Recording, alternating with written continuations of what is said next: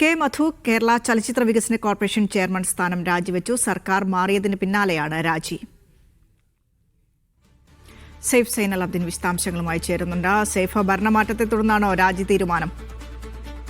ഇതിന്റെ ബോർഡ് കോർപ്പറേഷനുകളിൽ നിയമിച്ചിരുന്ന ആൾക്കാരെല്ലാം സർക്കാർ മാറിയതോടെ രാജിവെച്ച് വരികയായിരുന്നു വിനീഷ.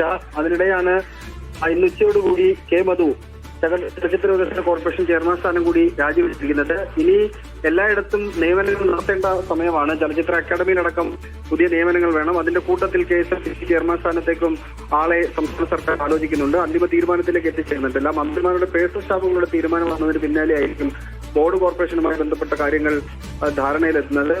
മുന്നണിയിൽ ചർച്ചയാണ്. ബോർഡ് കോർപ്പറേഷൻ വിഭജനവുമായി ബന്ധപ്പെട്ട ചർച്ചകൾ കൂടി നടക്കാനുണ്ട്. അതിന് പിന്നാലെ പുതിയ നിയമനം ഉണ്ടാകും വിനിഷ.